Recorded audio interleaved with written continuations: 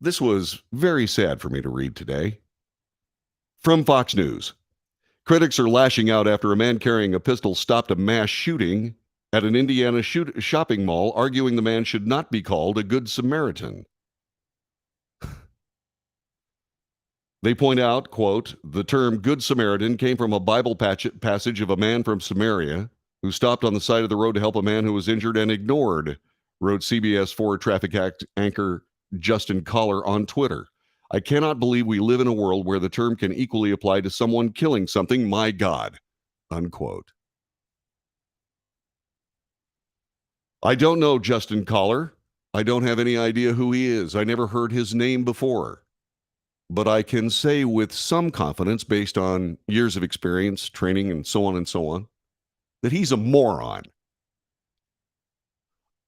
So here is something that gun control advocates can't argue with. It blows giant holes, pardon the pun, in this ridiculous notion that we should just wait and have a gunman shoot us down while we wait for the police to come. As I pointed out over and over and over again, when seconds count, police are minutes away. Elijah Dickens stood up and took care of business. Grim, horrible, terrible business. Taking anyone's life is a lot more difficult than you think. I was in a training for some of the work that I've done before, and I saw a videotape of an old man, addled, with a rifle, who killed a Texas Department of Safety trooper. And he walked away from that in handcuffs, but he walked away from that incident because nobody killed him. And I couldn't believe it. And the guy who was our instructor said, you know, sometimes you just can't kill crazy old Joe. I could see no reason why someone shouldn't kill crazy old Joe. He had just shot and killed a DPS trooper here in Texas. There were police officers all over. He still had the weapon. He was still brandishing it. Now, I don't know why he walked away in handcuffs, but I don't know why he survived that event. But I do remember the lesson. It is a grave and horrible thing to take somebody's life. But sometimes you just have to do what you just have to do. And the only thing that this anti-gun idiot can come up with is that we shouldn't be calling him a good Samaritan. It's absolutely ridiculous. Critics of this are truly rooting for you to be shot down in some kind of a mass shooter event so that they can argue for some kind of anti-constitutional, anti-American policy that makes absolutely zero sense. Anti-gun activity, anti-gun activists have to be absolutely proud of every victim of every mass shooting that has happened in the United States, because those people were doing exactly what their philosophy dictates they do, which is huddle under a desk somewhere waiting for the shooter to blow their brains out. I can't believe that anybody would have anything to say against this. I can't believe it. But here it is. Here it is. Greenwood Mayor Mark Myers credited the man with saving several lives by killing the shooter. More than several. Someone calling the Good Samaritan was able to shoot and stop further bloodshed, Myers said in a statement. There are other critics who joined this soon-to-be unemployed television anchor in criticizing the shooting. And so what we'll do is we'll share that information with you just to prove that there are morons out there, and they have no problem whatsoever with you losing your life. This is the Wells Report. We'll be back with more in just a moment.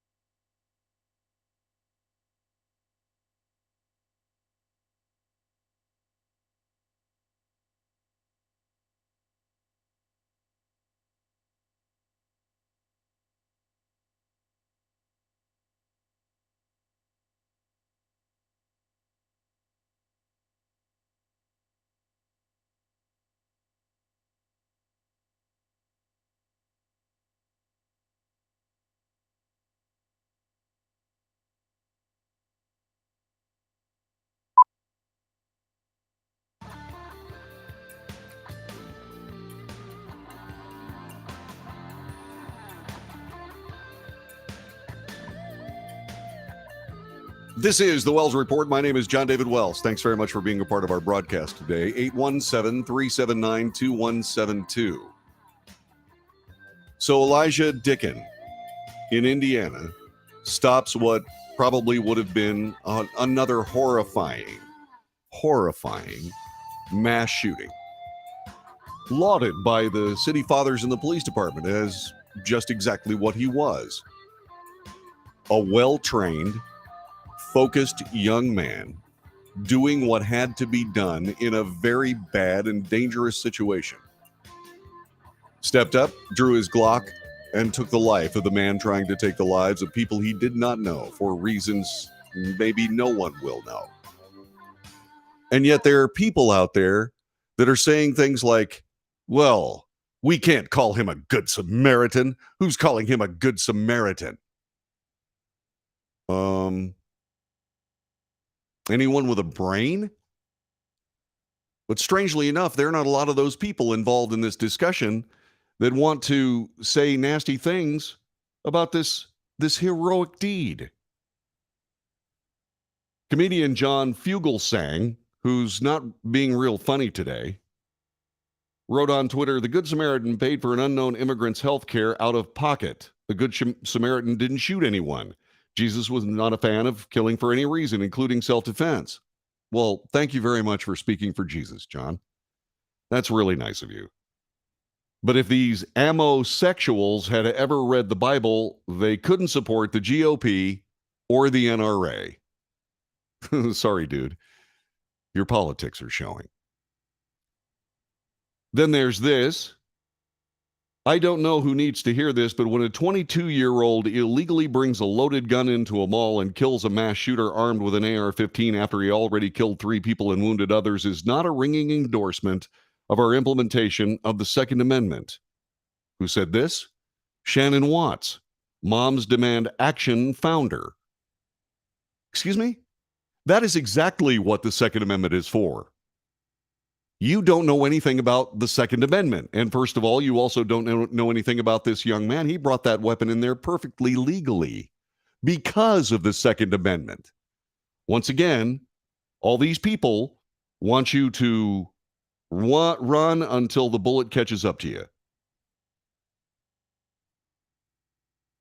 The Greenwood Park Mall, crazily enough, apparently had a no weapons rule that the shooter apparently ignored, and so did Elijah Dicken.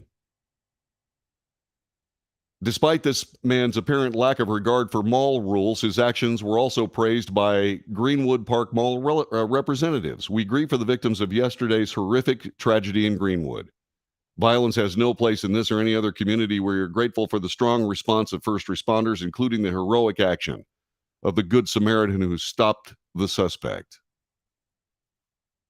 It just goes to show you that no matter what happens, when it argues with the left, it will be besmirched in some way, shape, or form.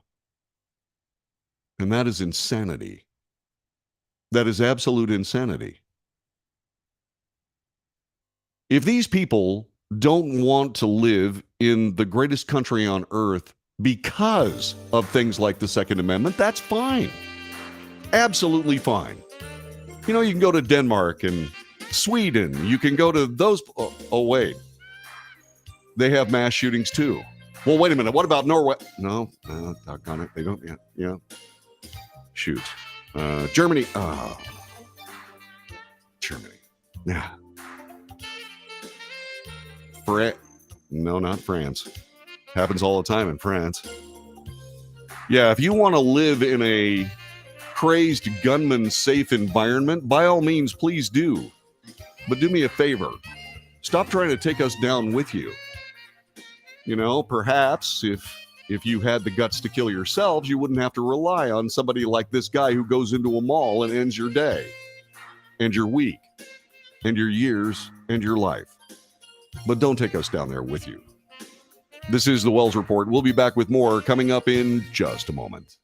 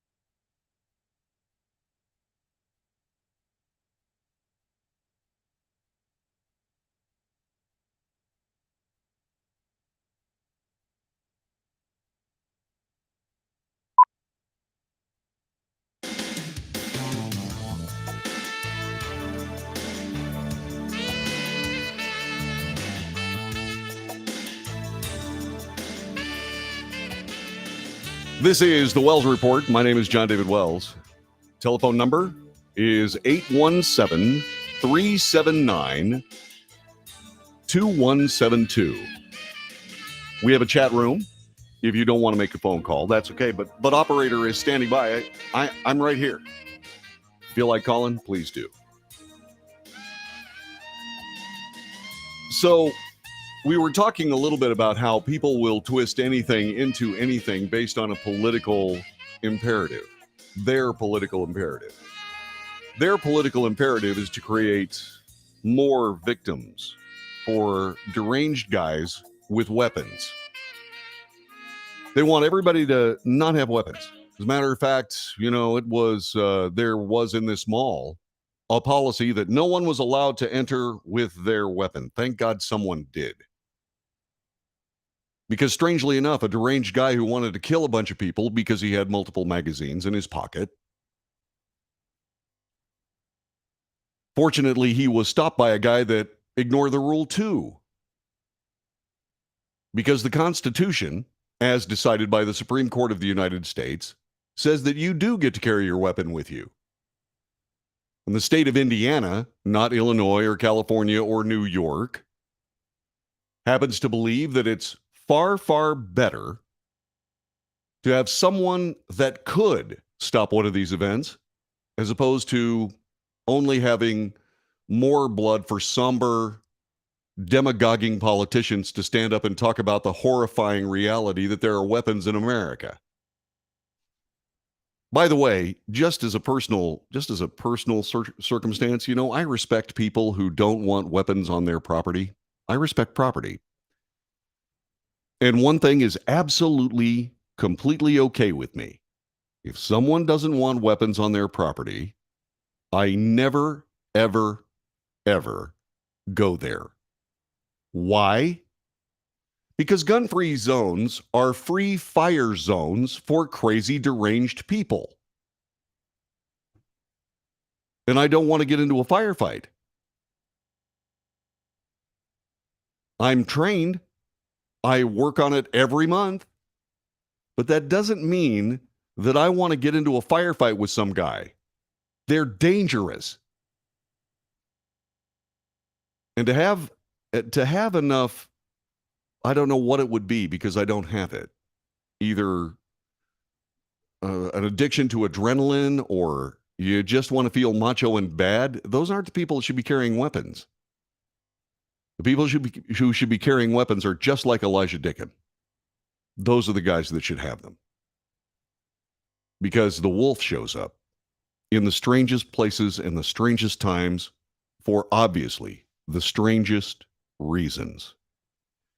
On the chat today, Jessica says they don't want to call him a good Samaritan because it goes against their anti-gun narrative. These are the people who don't want Christians to go out and practice their religion in an overt way because, sociopaths don't have religions apparently. But the simple case of the matter is that they want to have an anti-gun narrative, and the only way you can do that is to have mangled, destroyed people lying around bleeding on a mall floor, apparently. And that's more valuable to them than somebody stopping one of those events. If you don't want to carry, don't. If you do want to carry, get training, practice, and then carry. And by the way, Flem says, and get insurance. Texas Law Shield, cheap insurance, because these people don't make mistakes. I know of one guy that made a mistake. One guy got pushed down in a gas station, drew his weapon, and killed the dude who pushed him down. And he's in jail right this very moment. Shooters target gun-free zones because they know people won't be able to stop them. Even with hundreds of police officers outside waiting for orders at Robb Elementary School, nothing happened. Speaking of Robb Elementary School, there's this story in USA Today that is equally disappointing as all these people that are picking about Bible verses and the Good Samaritan, so on and so on. This person is Selena Tebor. She works for USA Today. The headline, How Aggressive Border Control Tactics in Texas Contributed to Inaction at the Uvalde Shooting. Let's discover this together, shall we? Robb Elementary students were used to lockdowns. From February to May, the school in Uvalde, Texas had been secured or locked down 47 times. When a lockout alert came May 24th, the day an 18-year-old shooter killed 19 students and 2 teachers, which I still believe is incorrect. I believe it was 17. I've got to check that out. I thought about that. I made a note to myself yesterday, but I didn't check it out. Many administrators, teachers, and law enforcement responders initially assumed it was like 47 other lockdowns. This is according to the report by the Texas House of Representatives outlining the most grievous failures during the shooting response. Lockdowns fostered a culture of complacency at the school. Almost all, 90% of the security alerts earlier in the year came from bailout situations when vehicles smuggled migrants lead authorities on high-speed chases that end when the vehicle crashes and the occupants scatter, said the report. I got to stop here. The idea from Ms. Tabor about that lockdowns fostered a culture of complacency. Under the context of the report, that may indeed be something to keep in mind. But what are you going to do? Not practice?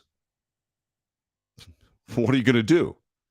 In this context, however, what she's trying to do is she's trying to say that the border policies in Texas fostered this complacency. That's not what did it. Complacency fostered this complacency. These two things are not related, not in my view. Almost all, 90% of the security alerts came from bailout situations. Texas police and city leaders said the school lockdowns were necessary because of the dangerous nature of bailouts. Some experts said aggressive border control tactics contribute to hazardous pursuits. There's little evidence that the general public is at risk from these migrants. Well, right up until the time that one of these guys runs into your car, which has happened here a lot. I don't know what she's talking about. And then she goes on to talk about data in bailouts. Now, there may be a problem where they did not go with an active shooter scenario with the kids there. And that's understandable. You don't want to scare the kids snotless under those circumstances. This is another reason why, in my view, this is just my opinion, and if you disagree, 817-379-2172. Teachers need to be carrying weapons. They need to be able to defend those kids. And by the way, while we're talking about carrying weapons and so on and so forth, if you don't want to carry weapons, that's fine. Carry a really, really good, well-stocked first aid kit and know how to use everything in it, including, say, for example, a chest decompression needle, which I've trained on myself. You can save lives. If that's your cup of tea, by all means, but you ought to do one or the other, in my view. That's just my opinion. It's good law enforcement practice if you have a bailout situation near a school, et cetera, et cetera, et cetera. The Uvalde Consolidated Independent School District's police chief, Pete Arredondo, who was criticized for failing to assume command during the chaotic police response, testified in the report that the possibility of a bailout came over my mind at some point. He said alerts were necessary because border smugglers' passengers would scatter everywhere. School district police did not want them coming on campus. The frequency of less serious bailout-related alerts in the town, the report said, diluted the significance of alerts and dampened everybody's readiness to act on them. The report released Sunday cited examples of high-speed driving that crossed school parking lots, as well as reports of bailout incidents involving firearms. But somehow that all escaped Ms. Tabor as she wrote this article. There have been no incidents of bailout-related violence on Uvalde public school grounds. Well, there probably won't be until there is. Border Patrol doggedly pursues these undocumented people in a way that can often be life-threatening. But then she just said that there was no reason that bailouts would be a problem because bailouts really aren't a problem. Oh. But because the Border Patrol doggedly pursues these people, well, there could be a problem. But there really isn't a problem. So in other words, in her convoluted thinking of trying to make this into some kind of a political gesture based on the policies of the Border Patrol, Texas Department of Public Safety, the Texas National Guard, and the Texas State Guard, because of her dogged pursuit, when we're talking about doggedly pursuing things, of a political narrative, which is her reason, In order to do that, she has to twist the facts, and she ends up colliding with her own logical path. Those are called logic loops in talk radio. You talk yourself into a mess, and she's done that here. And she continues talking about this. And then she starts talking to Vicky Gobecka, the director of the Southern Border Communities Coalition. She says a police best practice is not to engage in a high-speed chase near a school or any other area that puts the life of the public at risk, even though Ms. Tabor said that it's really not a problem. Gobecka attributed the aggressive police response to stringent border policies. Texas Governor Greg Abbott has deployed thousands of Department of Public Safety officers and Texas National Guard troops to the southern border to arrest and detain migrants crossing illegally from Mexico, bolstering federal immigration enforcement, a program critics say is unconstitutional. Well, guess what else is unconstitutional? The federal government of the United States not protecting the border, which is worse. They keep forgetting that.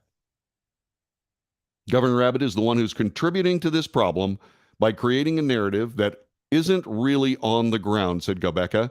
The reality on the ground is the place is oversaturated with law enforcement. The borders have been hyper-militarized. Not hyper-militarized, properly militarized. I know. I've been there. I've served with the Texas National Guard. And by the way, I have to say this every time I bring this up. I have to make sure that you understand that none of the comments that I make have anything to do with the Texas Military Department, the Texas National Guard, or the Texas State Guard. In this particular role, I'm just your neighbor. But have I gone down to that border? Yes, I have. Have I stood shoulder to shoulder with the National Guard? Yes, I have. Have I put my life at risk? Yes, I have. Fortunately, the brothers and sisters of the Texas National Guard, who are the best military organization I've ever seen, made sure that not just us, but everybody else around them were as safe as they could possibly be. And they did a damn good job, and they're still doing it right now. It's going to be 115 degrees down there today, and they're out there. Not just protecting the border of Texas, but protecting these migrants who are being used as drug mules and sex toys. The things that you see down there are just atrocious from the classic point, as in atrocity. It's horrifying. The federal government of the United States owes the state of Texas, the state of New Mexico, the state of Arizona, the state of California a solid border on that particular patch of ground. And they don't do it. Well, here in Texas, we do. We do. Then she goes on to snark a little bit about how people are calling this an invasion. Maybe an invasion is a strong word because it's basically about a military organization. I've shied away from using the word invasion because it's not technically an invasion. We're being overrun. That's different. We are being overrun by people trying to escape horrifying lives that none of us would ever put up with. And strangely enough, they're not putting up with it either. That's why they're looking for something else. They're looking for something better. And what's the closest place where something else and something better is? The United States of America. And the people here want to denigrate what's been going on there. If we can stop this flow of people, they won't die of thirst or hunger or murder. They won't be raped. They won't be kidnapped and sold into the sex trade.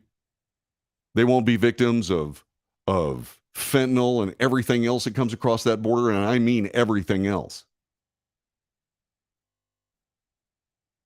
Terror watch list people come across that border. It's happened over 50 times this year. It's July.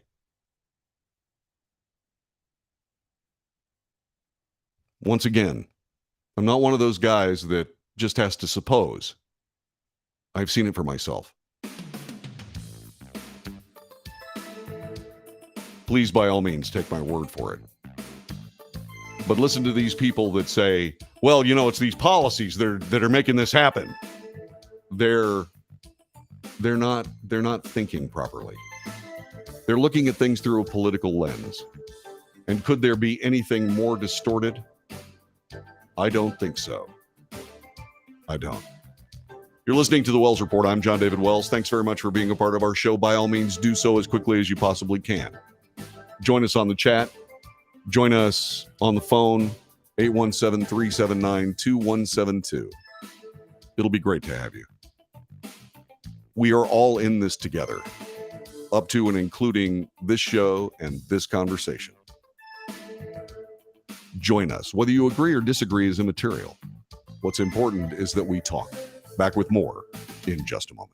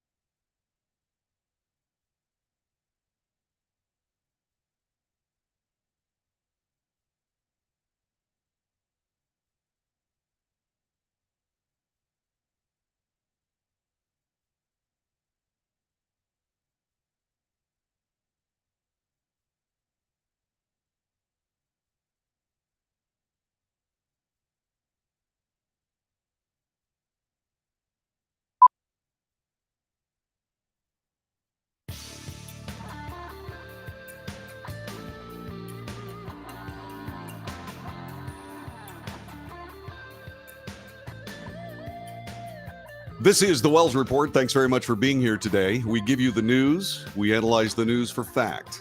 We make commentary, and then we debate. Please take part. There's a chat room.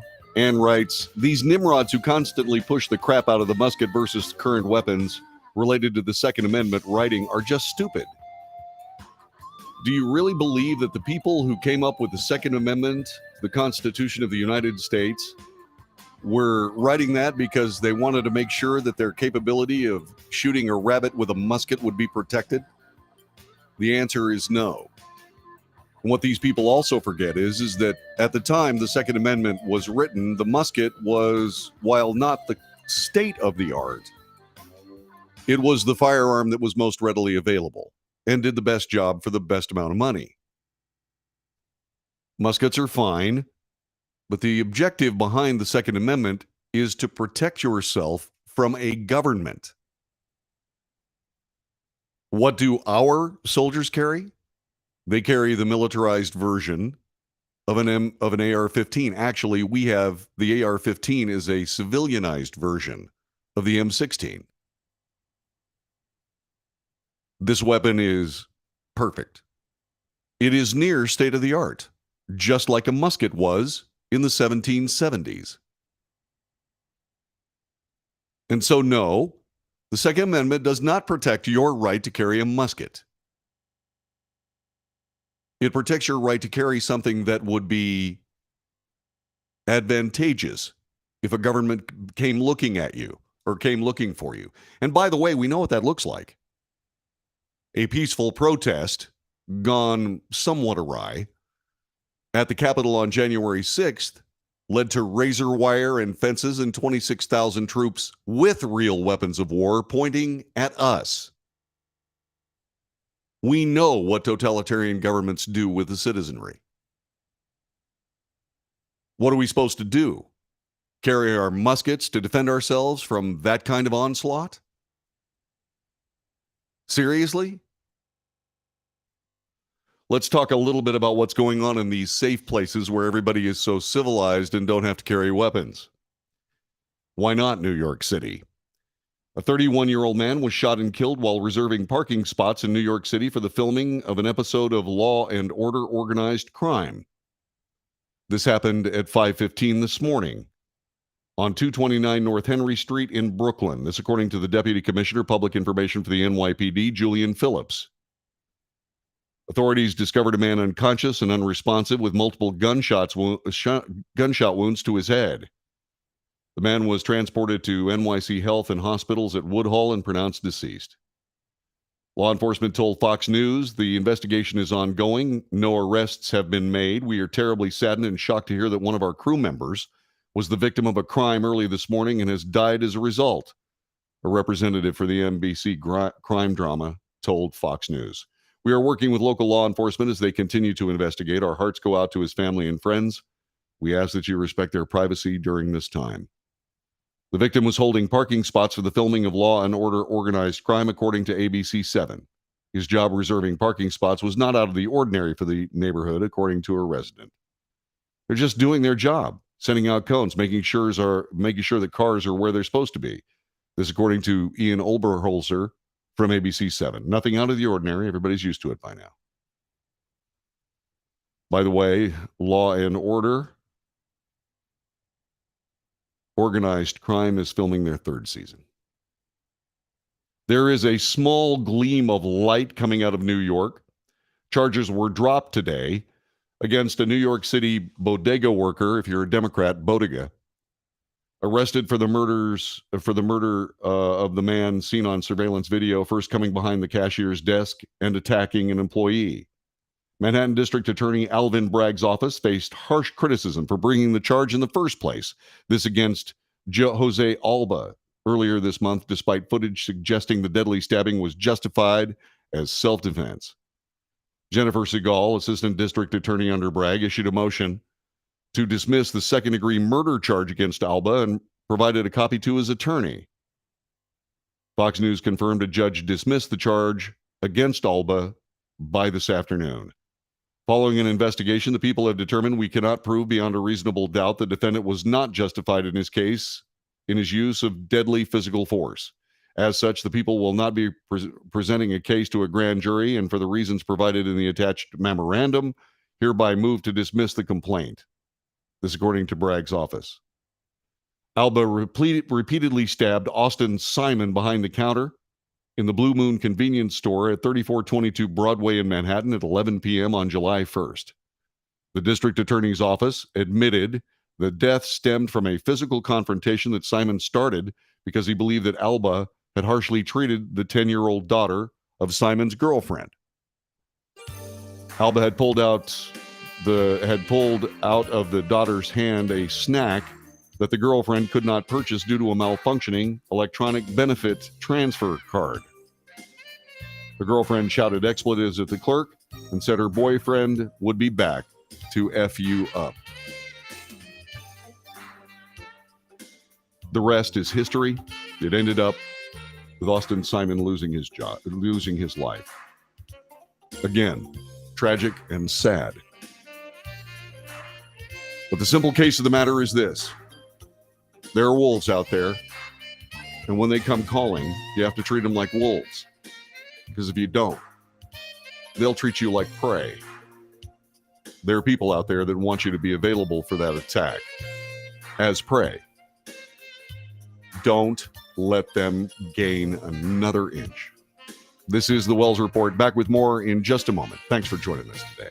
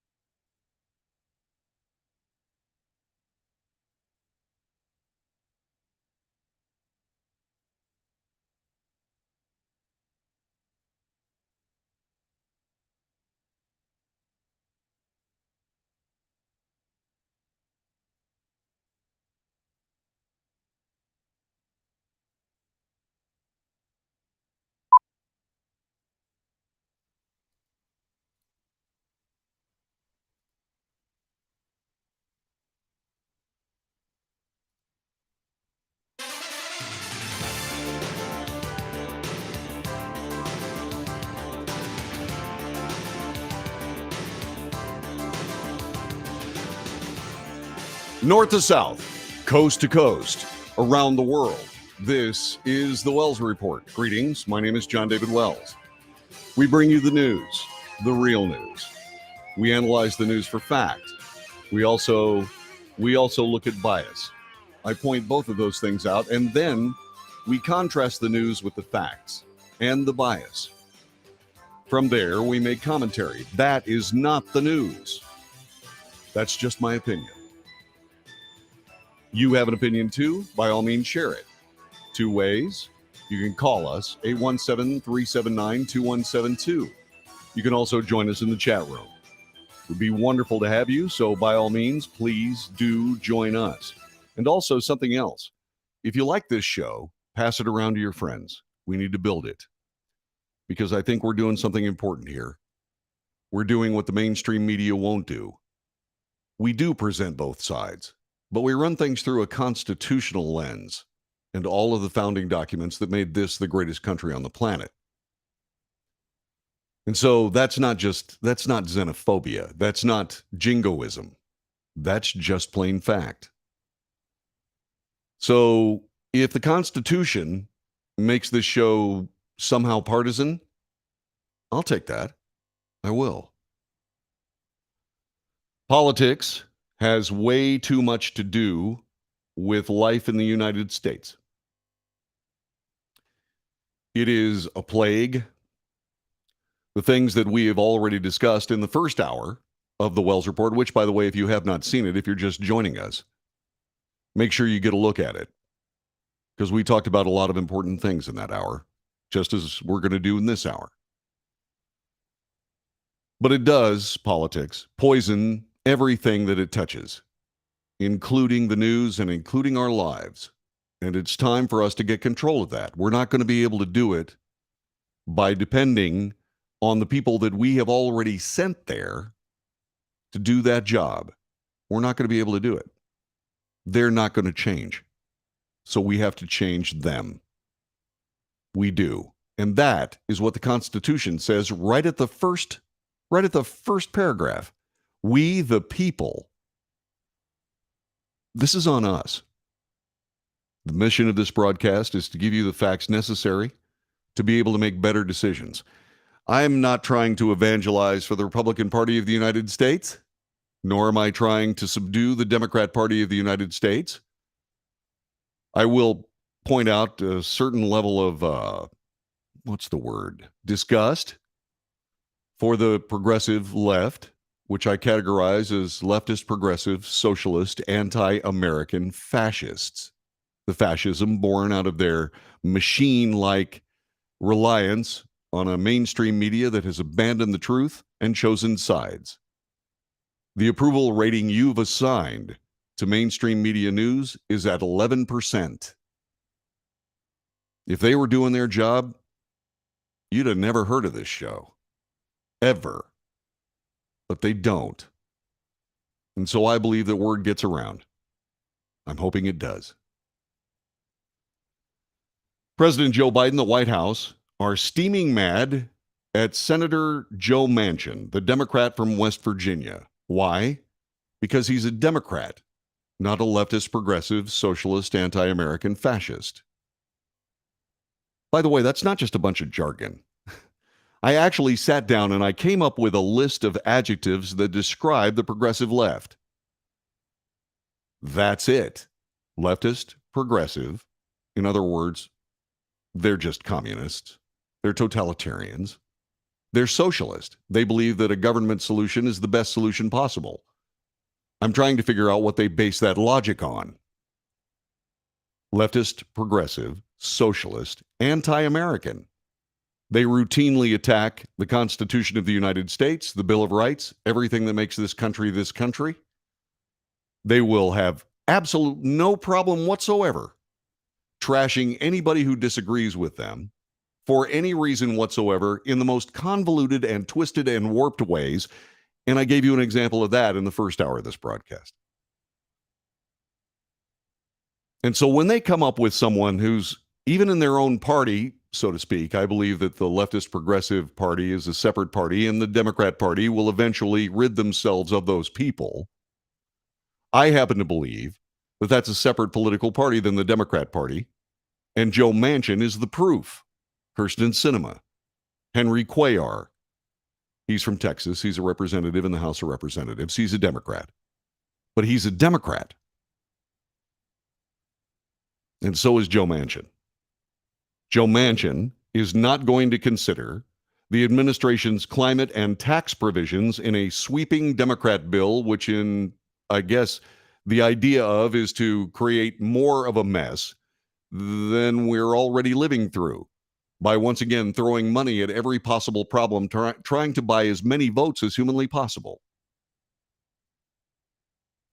And it hopefully will not work. Hopefully. Because inflation's already at 9.1%. It's going to cross double digits. It'll cross double digits. A recession is the only way you can get inflation under control. And that's going to take a while for us to overcome. Now, you have a chance to do something about it in the 2020 election. And once again, not evangelizing for you to switch parties. Either way, I'm just evangelizing for you to make a better decision. Not a Republican one, not a Democrat one, an American one.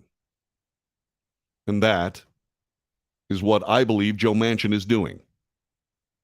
And so he's standing in the way of this Green New Deal leftist delirium by saying he's not going to consider the administration's climate and tax provisions. Now, I realize it's hot outside. It hit 111 yesterday. Where is it now? I don't know. My phone stopped working because it was too hot. Okay, that's not exactly the case. It's 108 out there right now. Is it because of global warming? No. It's because of summer. Is this summer a little bit hotter, a little bit earlier than normal? Mm-hmm. Yeah, it is. It's going to break into somewhere around, they say it's only going to be 109 today. My goodness gracious, I'm going to have to get a sweater. But this is a hoax. The only way for us to save ourselves and our planet is to trust politicians to spend tax money that will never be enough. Witness the fact that there's a $28.8 trillion national debt last time I checked. It's hard to get information now because it's such an embarrassment to the people in Washington, D.C. who created it. And by the way, that was not a Republican thing or a Democrat thing. That's a political thing. And so Joe Manchin is saying, nope, not this time. The president has told confidants that while he understands Manchin represents a deep red state, he can't fathom why he keeps torpedoing the party's best-laid plans. Because the party's best-laid plans, as we have seen already, are disastrous. A Democrat operative told the outlet that Manchin is ridiculous and said he plays games and he's a bad actor. Sure he is. Politico reported the White House was avoiding making their anger toward the senator known. It's a restraint rooted less out of a desire to play nice than the recognition of political reality. The last time they took a whack at Manchin, it backfired spectacularly, causing a months-long break in negotiations about a pared-down plan, said Politico reporters Adam Cancrin and Jonathan Lemire. Manchin derailed the passage of Biden's Build Back Better bill in 2021 after months of negotiations. He said in December he did everything he could to come to a compromise, but he could not vote for the bill. White House spokesman Andrew Bates told the outlet that Biden and White House aides have been in touch with the West Virginia senator, but they do not detail private conversations. And we've been clear that the president and Senator Manchin are longtime friends who share important values about standing up for middle-class families. Oh, yeah? Well, why is it that your policies have contributed to the loss of $3,500 a year in real income for all Americans? Why is that? The Politico report notes that no matter how the White House feels about Manchin, they're going to need his vote. The president said he supported Manchin's request for provisions that lower prescription drug costs and said that they pass legislation before the congressional August recess. The White House is hoping to pass some form of the reconciliation bill ahead of the midterms and frame it as a signature victory. That's not going to be easy. Manchin then denied that he had opposed the tax hike and climate provisions of the Democrat spending bill, saying that he'd wait until August to decide. He argued the reports of his opposition were overblown. I said we can just wait until the inflation figures come out for July. They're not going to be pretty. Until we know if the Federal Reserve will hike interest rates, then make the decision on what we can do and how much we can do. That's Joe Manchin. Good for him. He needs to look after his state, and that's exactly what he's doing. It's another reason why, when I discuss the Constitution and the founding papers of this incredible country, this is why. Because the states have a say, and this time it's West Virginia. What is the president going to do? Well, the president is going down the road of what you'd expect leftist, progressive, socialist, anti-American fascists to do, which is work on some form of totalitarian rule. In this case, the headline from CNN says Biden preparing executive action on climate after Manchin sinks the legislative approach. Here's what Betsy Klein and Kevin Liptak have written. The White House is preparing a plan to take executive action on climate after Democrat Joe Manchin last week torpedoed his party efforts on sweeping legislation. President Joe Biden said last week it would take strong executive action on climate, but did not provide details on what kind of action he would take. Why? Because the president, even though Chief Justice John Roberts and President Barack Obama worked together to try to create an executive order that could not be set aside by a subsequent president, thereby making law from the resolute desk of the Oval Room at the White House, they cannot, with an executive order, just dictate law. That would make Joe Biden a dictator. I have roundly criticized executive action that is not what these things are supposed to be. These things are to clarify and expedite. They are not to make law out of whole cloth. Officials repeatedly declined to put a timeline on when to expect any announcements, but have suggested there is urgency to get something done soon. Asked by CNN whether the president is considering declaring a national emergency on climate, as reported by the Washington Post, he better not. A White House official told CNN that as of this morning, all options remain on the table and no decision has been made on the matter. The president made clear that if the Senate doesn't act to tackle the climate crisis and strengthen our domestic clean energy industry, he will. Oh, really? How's that going to be, Mr. President? Sure, I'm interested in finding out how that's going to come down. It's not going to. You don't get to make law yourself, Mr. President. You just don't. You're an executive. You are not a dictator. Do you really want to go down the road that your predecessor was accused of being a dictator? Do you really want to go down that road again? I would suggest that would be a bad idea. But then again, look at what they're trying to get done. Everything seems to be a bad idea. This is the Wells Report. Back with more in just a moment.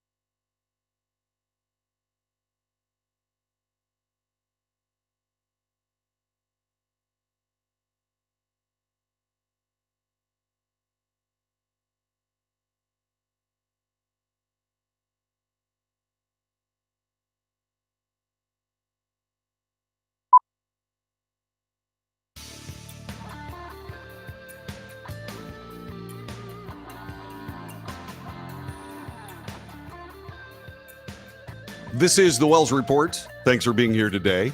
Telephone number again, 817-379-2172. 817-379-2172.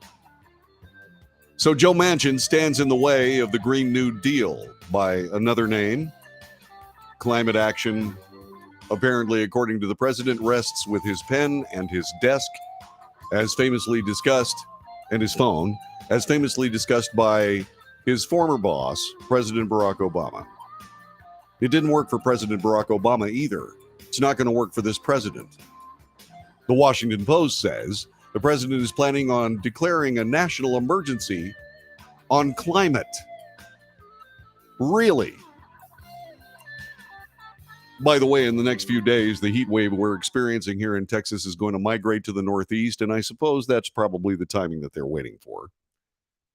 As soon as temperatures get up near 95, 96 degrees in New York, and because people don't have proper air conditioning in that city, don't ask me why, we'll lose some people, and that will be very sad.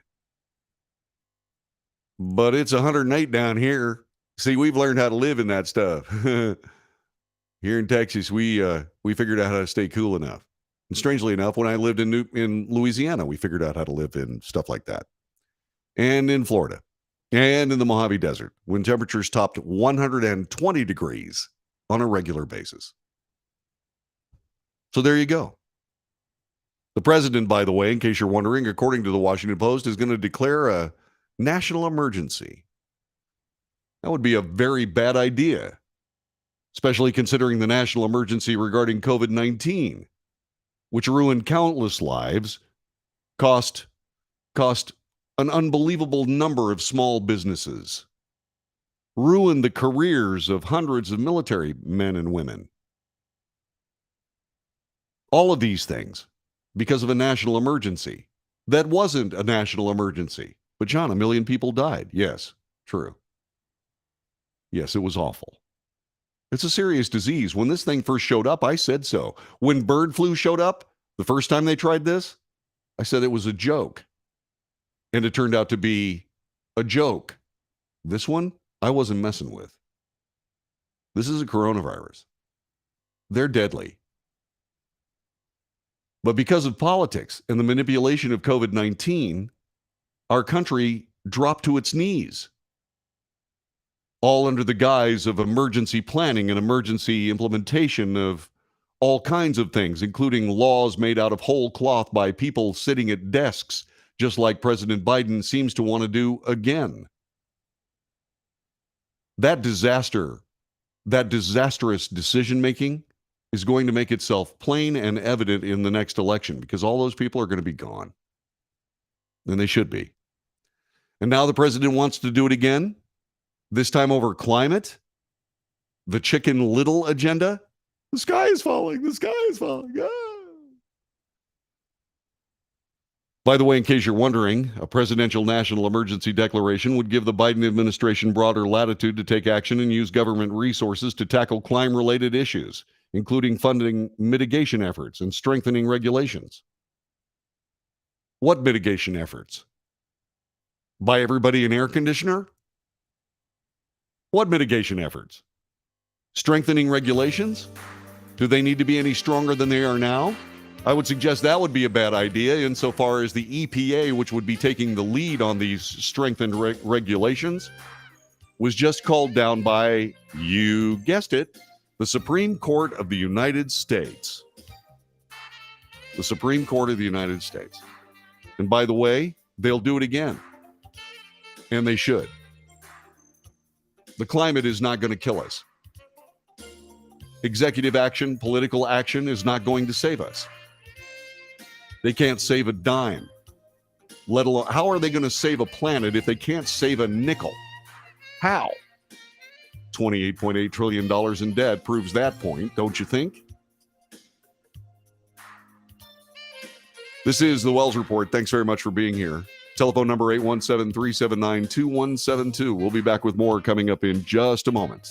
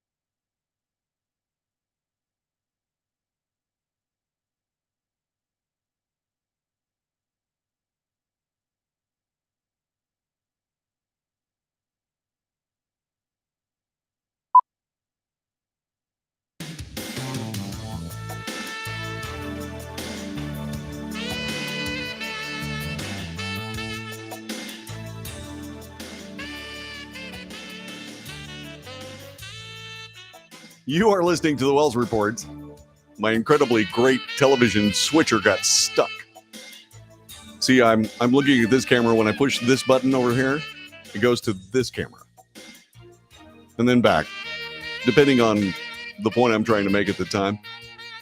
And the last time, I guess I didn't hit the button quite hard enough. I have a light touch, especially when it comes to electronic equipment. And I guess I didn't hit the button hard enough. Well, I'm new. I've never actually done a broadcast like this where I had to think about, cameras as opposed to camera. As a matter of fact, I've got a third one.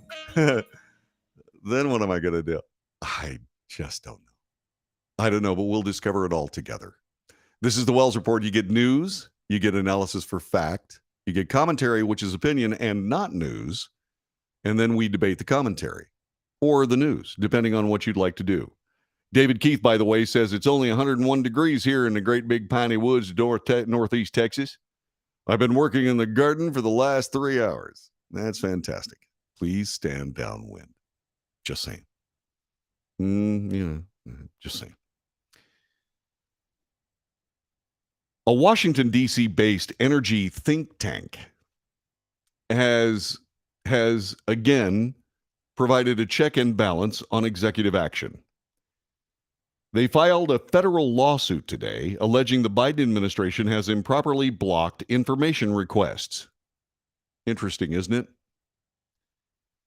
The Institute for Energy Research accused the Federal Energy Regulatory Commission, FERC, of redacting factual, non-exempt information from records requests to protect its chairman, Rich Glick.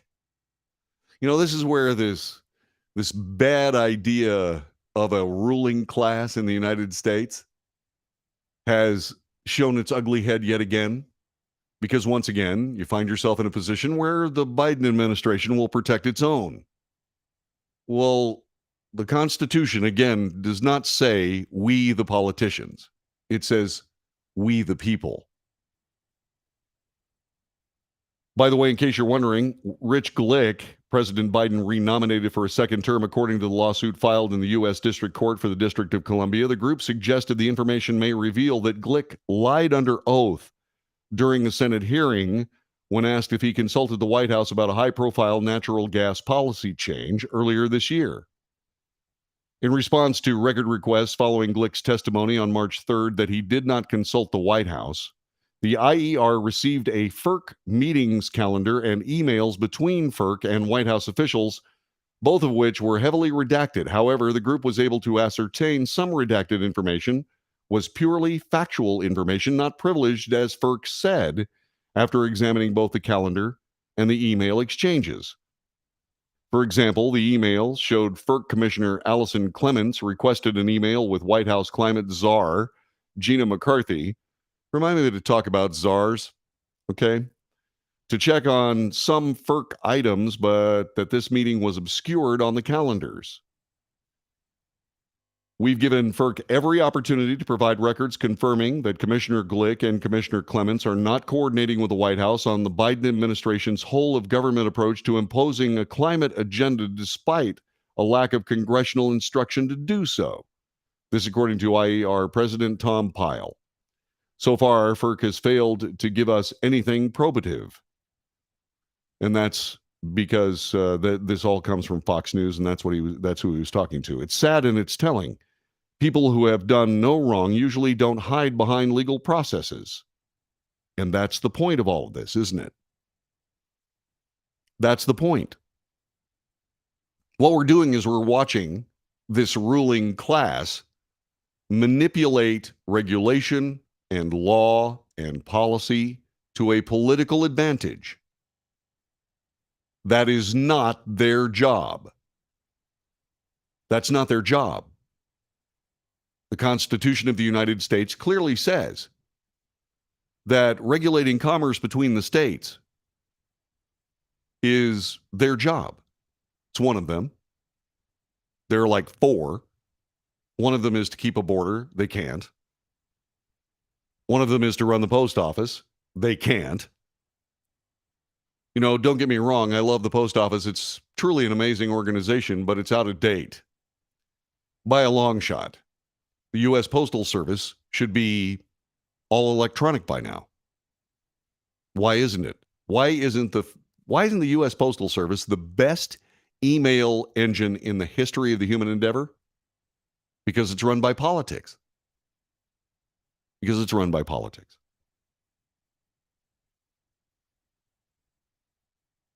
So the IAR initiated its records requests in March to investigate whether Glick was truthful when he denied coordinating with White House officials on the natural gas policy shift. Senator Bill Cassidy, the Republican from Louisiana, had asked the first FERC chairman whether he communicated about the policy with anyone higher up in the administration.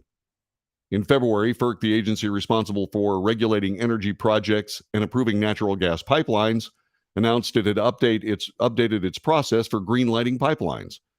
Under the proposal, which was heavily criticized by Republicans, FERC would consider the direct and indirect impacts of greenhouse gas emissions produced by future pipelines under review. The pipelines don't produce greenhouse gases. What happens is they carry the natural gas to a place that perhaps would indeed create what they call greenhouse gas emissions, which is, again, sophistry. It's political gobbledygook. It's foolishness. Nothing's wrong with carbon dioxide. Don't get me wrong. It'll kill you if you're in the presence of it and it's strong enough. But plants don't seem to care. See, the plants take the carbon dioxide and make oxygen. We take oxygen and make carbon dioxide. Seems like a beautiful dance. It's gone on for hundreds of millions of years. It's going to continue for hundreds of millions of years. This foolishness about how the climate is going to kill us if we don't pay politicians an exorbitant amount of money and turn the protection of the earth over to politicians is as dumb as it sounds when I say it. But these people have just buried themselves in it. And they want to bury us in it too. No thanks. No thank you. Until you figure out how to spend the money that you get as opposed to the money that you want, you're not getting a dime from me. It's ridiculous. Americans are struggling to keep up with soaring inflation, record high gasoline prices, and increasing utility bills, said Mr. Pyle. FERC's attempts earlier this year essentially would make it impossible to build any new natural gas pipelines, and that's making things worse, especially for the poor, seniors, and people on fixed incomes. Pyle also noted that Biden's renomination of Glick to a second 5-year term on FERC. He said the Senate should be made aware whether Glick was being truthful under oath before moving forward with voting on the nomination. The IER lawsuit asked the federal court to declare that FERC has violated the Freedom of Information Act and order the agency to disclose the requested records. Guess what FERC has done? Nothing. So in response to stonewalling by the Biden administration, FERC is stonewalling. We, the people of the United States, have been shown the dangers of executive branch agencies who substitute lawmaking by the legislative branch with regulations legislated by no one. This is the lever that distances the American political process from the Constitution. Don't get me wrong, I am a reasonable constructionist. I believe that the Constitution of the United States is indeed a perfect blueprint, but occasionally you have to remodel the bathroom. But you don't have to sweep it away and start over, especially with a more political outcome, as requested by these totalitarians who want to go down the same road that other egocentric, other power-mad, crazy politicians have done in other countries. We should not allow it here in any way, shape, or form, and we do. We cannot continue. We simply cannot continue. Executive branch agencies have important work to do, but they do not get to impose their particular bureaucracy on the entire United States of America unless codified by law, which means that they have to take what their dreams are and send them over to the Congress, the people elected by us to represent us. When these regulations become parts of our lives without that process, that's dictation. And it must stop. And it must stop as quickly as we can stop it. You see, what's fascinating to me about politics, and what's fascinating to me about this government as we currently have it, is that not only do they force a political agenda on people with law, but they also force political agendas by the absence of making law. There's a simple law that needs to be passed forthwith, which says that each individual regulation by each executive branch agency must be codified as law by representatives of the people in the legislative branch of Congress. It needs to be passed by the House, passed by the Senate, and then signed by the President, all of whom can be held accountable by an angry electorate. That's us. Are we going to get that law? No. Why? Why are we not going to get that law? At least not with the people that are currently in power? Because when an executive branch agency goes off on their particular agenda's delirium, they don't have to act. Then when people like this energy group can find no other course of action, they take it to the judicial branch. And the judicial branch, as we saw with the EPA this last session of the Supreme Court of the United States, will then rein in that ridiculous power that they shouldn't have had in the first place. But the thing about it is that the legislature just doesn't want to touch some of these issues. Democrat control of the House of Representatives means that they want to kill natural gas in the United States. They also want to kill gasoline. They want to kill anything like reasonably inexpensive electricity generation through the use of coal, which is just plain madness, especially when all these people are saying, go down there and buy yourself a $60,000 electric car. By the way, if you buy a used one, buckle your seatbelts because your budget is going to take a hammering. I was reading a story earlier this week about a guy who bought a Ford Focus Electric. He bought it for $14,000 and then found out he was going to need new batteries. The battery job is $16,000. So suddenly he has a car that he has to spend more money than he paid for it just to keep it running. By the way, in case you're wondering, I just spent $4,200 on a rebuild of my automatic transmission in my Tahoe. Let's see. $14,000 plus $16,000 is $30,000. I spent $4,000 to keep my car running. He's going to have to spend $16,000 to keep his car running, which makes more sense. So just in case you're wondering, if you want to go out there and join that electric car revolution because you love seeing butt crack in Walmart. By the way, Walmart jumped on the electric car revolution. You can see a car recharging station in almost every Walmart parking lot. They have special parking places. Oh, it's wonderful. The only problem with it is it's going to take hours to recharge your car instead of the 10, 15 minutes or so it takes to refuel your car. It takes hours to recharge your electric car. It takes about 15 minutes to recharge your gasoline-powered car. Which makes more sense? Well, it depends on whether or not you're somebody that actually has to drive around or whether you're under the thrall of someone who wants to tell you how you're going to drive around. So this energy policy is having the desired effect, driving prices through the roof for everything.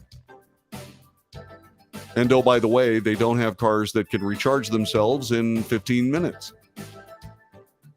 And they don't have cars that require a new car every time you need to change the batteries. This is a political solution to a problem no one has, except for people trying to tell you what to do. That's my way of looking at things. This is the Wells Report. Back with more in just a moment.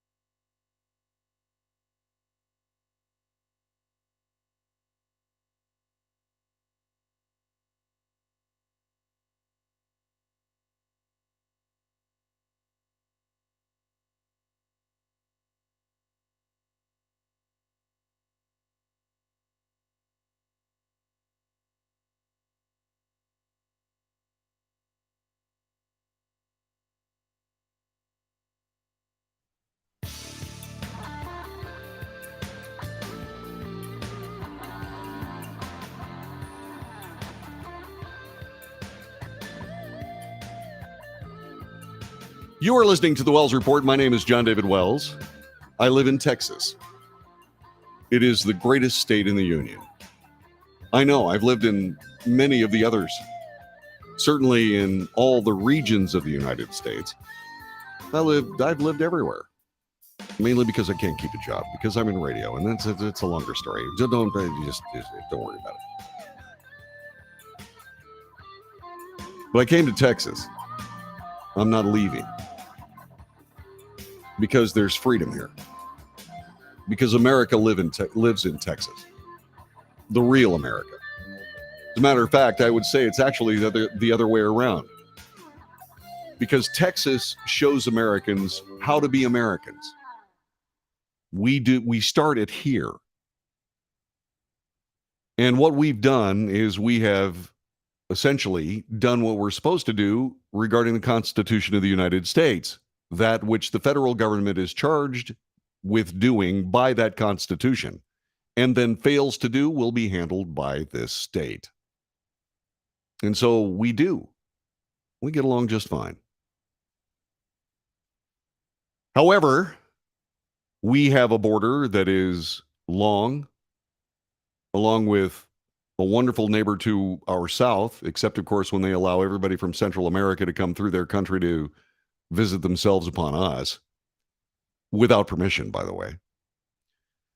We have a long border that requires maintenance. It requires control. We have the Border Patrol. They are excellent at what they do, but they are kept small enough by a politically unreal cabal of people who are trying to change the demographic makeup of the United States. They used to say that these people were coming across the border to do work Americans won't do. In point of fact, these people are coming across the border to cast votes Americans won't cast. It is a cynical abuse of the border, not one that we deal with kindly here in Texas. And so we don't.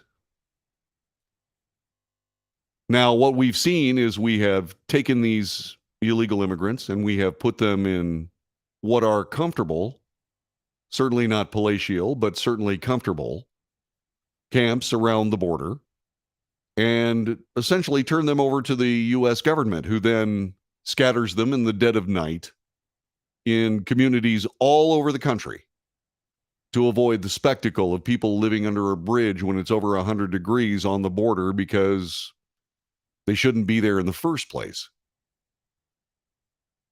And so what ended up happening is the Biden administration's idea was to just simply bus them to communities who have no idea they're showing up until they're there. Taking a page from that book, Texas Governor Greg Abbott started also taking these immigrants elsewhere. And he and the state of Texas have been sending hundreds of them to Washington, D.C. Why? Well, because Washington, D.C. is a sanctuary city. There are other sanctuary cities in California: Berkeley, Coachella, Huntington Beach, Los Angeles, San Francisco, Seaside, Colorado, Boulder. Denver does not identify as a sanctuary city, but what they do is they do the things necessary to be able to be a sanctuary city. They just don't call themselves that because, well, it's not a good idea. Alabama, Arkansas, Georgia banned sanctuary cities. And in 2016, actually went further by requiring local governments, in order to obtain state funding, to certify they cooperate with federal immigration officials. Illinois, Chicago is a de jure sanctuary city. Rahm Emanuel and the city council passed the Welcoming City Ordinance. The ordinance protects residents' rights to access city services regardless of immigration status, and states that Chicago police officers cannot arrest individuals on the basis of immigration status alone. That makes them a sanctuary city. No fancy Latin needed. Iowa banned sanctuary cities. In New Orleans, the New Orleans Police Department began a new policy to no longer cooperate with federal immigration enforcement. February 28th, 2016. That makes them a sanctuary city. And on and on and on. So what Greg Abbott is doing is saying, you know what? We're going to send these people to those sanctuary cities. What's fascinating to me is the response. Muriel Bowser, the mayor of Washington, D.C., is talking about how city services are strained, how the homeless shelters are all filled up. And my gosh, how terrible it is that suddenly we have these people here that aren't contributing. They're essentially taking from the city of Washington, D.C. And then Greg Abbott says, well, welcome to the club. Yeah, welcome to the club. What do the residents of Washington, D.C. say? Well, thanks to Fox News, I'll be able to pass that information along to you. But the conversation from Washington, D.C. Mayor Muriel Bowser, for those of us who actually live in border states, and populated by people that actually know what's happening on the border. To listen to her talk a little bit about how it's creating a problem for her city, well, that's pretty much amusing. Something I'll share in the third hour of the Wells Report, which is coming up in just a little bit. We do 3 of these hours every single day. They're worthy of your attention, I think. Of course, it doesn't make any difference what I think. It's what you think that matters. So if you think this is something worthwhile, by all means, share it with your friends. This is the Wells Report. We'll be back with more coming up in just a moment. Again, my thanks. My thanks for you being here. I hope you're having a great day today. It's still broiling outside. I'm going to go back out. I'll see you in a minute.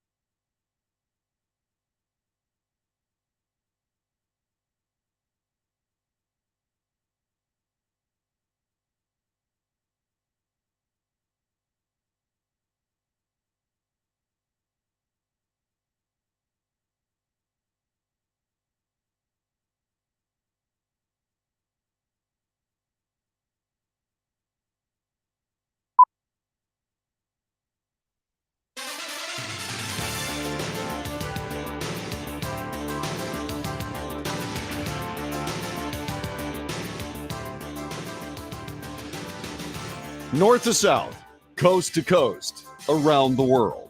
This is the Wells Report. Greetings, my name is John David Wells. We bring you the news. We analyze the news for fact. We're not trying to figure out what they're doing. That's not analysis. What we're doing is we're trying to make sure that we have the facts based on the journalism that we're presented with by journalistic efforts all over the country, all over the world, in fact. We give them credit. But what we do is we look at their work and we determine what facts they have. And you'd be amazed at what facts they have and what facts they don't have. You'd be amazed at how much news is based on nothing more than editorial policy. Our editorial policy is to try to de-propagandize the news. That's what we're trying to do. Wish us luck. It's not easy. After we do that, I make commentary that is opinion and not news. It may be news, but my opinion is not news. It's hard to convince most people that do this job that their opinion isn't news, that shouldn't be taken down and chiseled into granite somewhere. But I'm not that guy. I'm your neighbor. I'm just trying to make sense of it, just like you. I think that two heads are better than one, so by all means, share what you believe about the news and certainly what you believe about the commentary.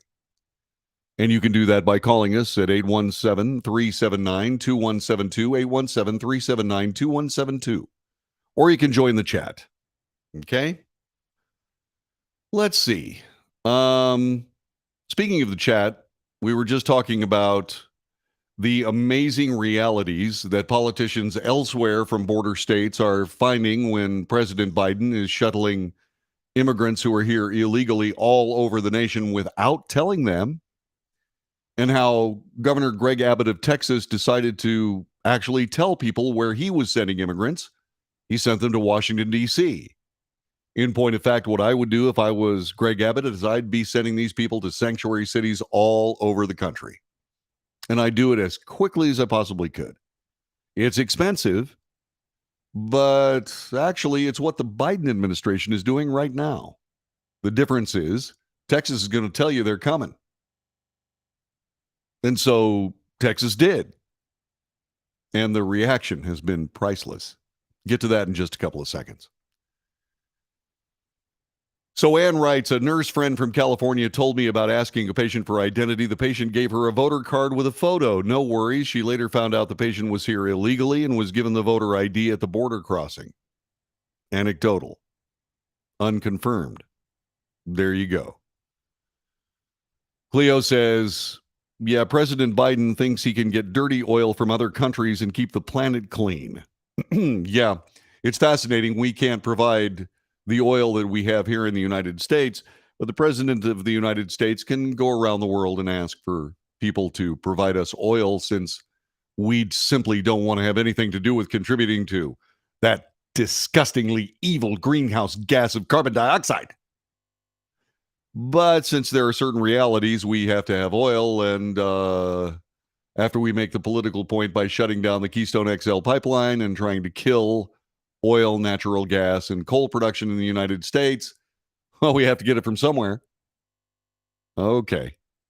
Yeah, well, as an American taxpayer, I'm really tired of floating socialist governments from around the world, totalitarian, in fact, by purchasing their oil when we could essentially let those guys wither on the vine, which is what socialism is famous for, and provide this energy for ourselves. But then again, I'll have to wait for another election or two before that happens, unless, of course, you pay attention, in which case we have a chance of getting this done faster. Please, by all means, listen.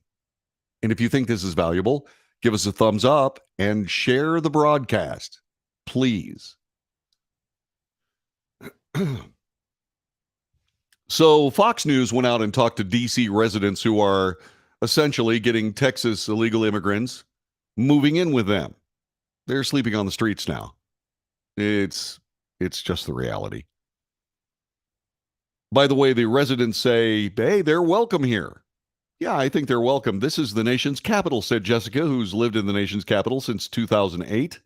Nothing happens without it coming through Washington, D.C. Correct. Dominique, who was homeless for 8 years before recently finding a house in the district, Said everybody should have a chance at some type of way of getting out of the desperation that they're in. Yeah. And then there's Washington, D.C. Mayor Muriel Bowser, who appeared on CBS's Face the Nation to discuss the persistent homelessness problem in her city. Bowser admitted it's a significant issue, called on the federal government to get more involved as illegal immigrants are being tricked into traveling to the city. No, they're not. As a matter of fact, I am personally aware of illegal immigrants getting on buses, then being taken to an airport, put on planes, and not told where they're going until they land in the middle of the night, with no one in the cities where they land knowing about it. So if anybody's tricking anybody, it certainly isn't the state of Texas. Texas Governor Greg Abbott and Arizona Governor Doug Ducey started ordering buses of immigrants to Washington, D.C. in recent months to manage the growing numbers pouring across the border. They're not the only sanctuary cities. Send them to sanctuary cities. That's what they're for.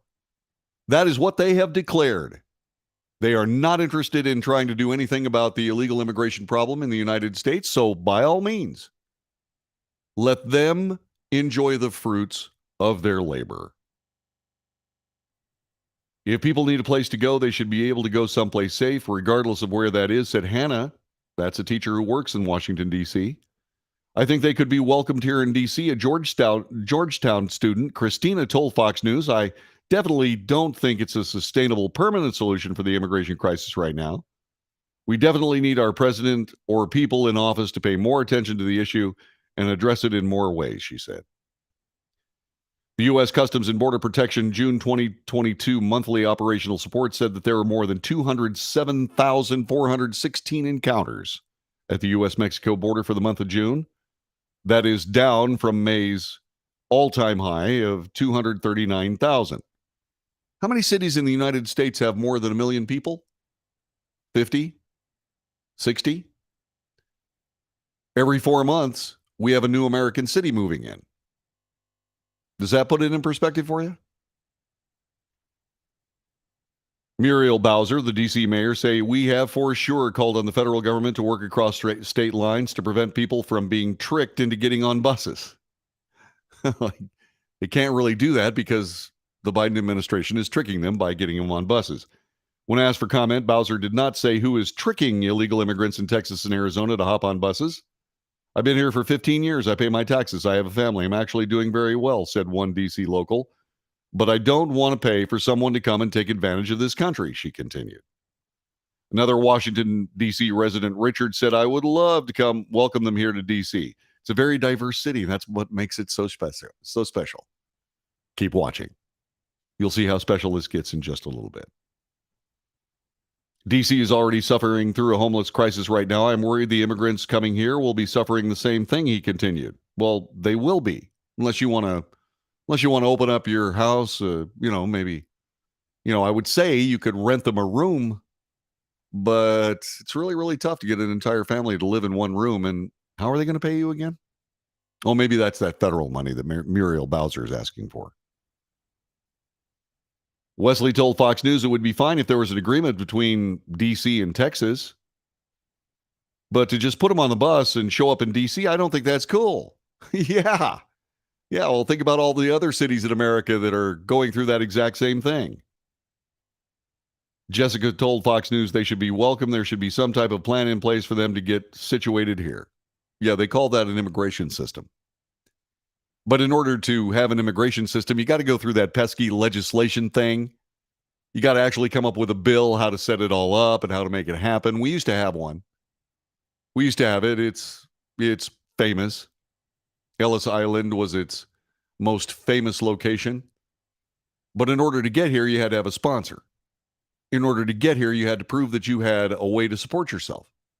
In order to get here, you had to have something that the United States of America needed.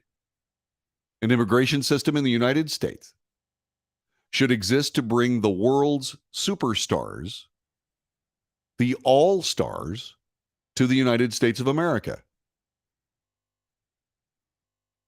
To be able to export the poverty class in a socialist country is an advantage for socialist governments. Of course, they're giving up their workforce. I mean, who's going to empty the garbage? Well, it's certainly not going to be them. They're a high government official. Well, guess what? Sooner or later, it's going to be you. It always happens. That's what socialist countries, that's how they fail. Because all the people that live there, unless they're walled in with barbed wire and machine guns, end up leaving. They end up coming to shining cities on the hill, of which I am sure there's at least one, but I'm trying to figure out another one. The shining city on the hill is the one you currently live in. So they're coming here. We have to find a way to make sure that they want to be here. How will we prove that they wanted to be here? Well, because they did everything right. Even when they weren't living here, they were following our laws. They were following the laws of their country. They hadn't gotten into legal trouble. They were able to petition for an opportunity to come to the United States, and some were granted, and they showed up. Those that weren't granted were invited to try again and again and again until it works. It is not difficult. I sat right in this studio, or a studio very much like it, and came up with a plan that would work perfectly. Absolutely perfectly. We'd be able to get people to first leave the country, go back to their originating country, and in that originating country, they'd be able to get a work permit. It was good for 2 years. They had to prove that they weren't a criminal there or a criminal here. They had to give us a workplace address. They have to give us biometric information. And if the plan went into place right this very moment, what I would do is I'd make sure that there were enough of those permits to be able to get, say, for example, I don't know, I guess it's around 20 million illegal immigrants living in the United States, so there'd be 20 million work passes, but you'd have to get them in the country where you came from. You'd have to leave the country and come back. The good news is you don't have to become a sex toy for a coyote, or your daughter doesn't have to become a sex toy for a coyote. You don't have to carry illegal drugs into the nation. You don't have to walk through 115-degree weather or worse. You don't have to take a chance on drowning in the Rio Grande. You can just drive across. Show the ID. You can only get it in your home country. Show the ID. Drive right in. By the way, you get a DUI after you drive right in. We're going to cancel your card. You can renew it once online. You have to have one to become a United States citizen. You have to continually demonstrate a clean record wherever you are. But after 4 years, if you haven't become a United States citizen, you got to go back to your country and get another one. You go to the head of the line. All you're doing is asking for a renewal, but you have to go through the paperwork process again, but that's just the breaks. See, that way you get people who want to be here, that actually contribute. And oh, by the way, what about their taxes, JD? What do you do about the taxes? Well, everything that they earn does not go into their individual income tax account. It goes into Social Security. If they want to have Social Security, if they want to have all that, then they have to become citizens. Is this making sense?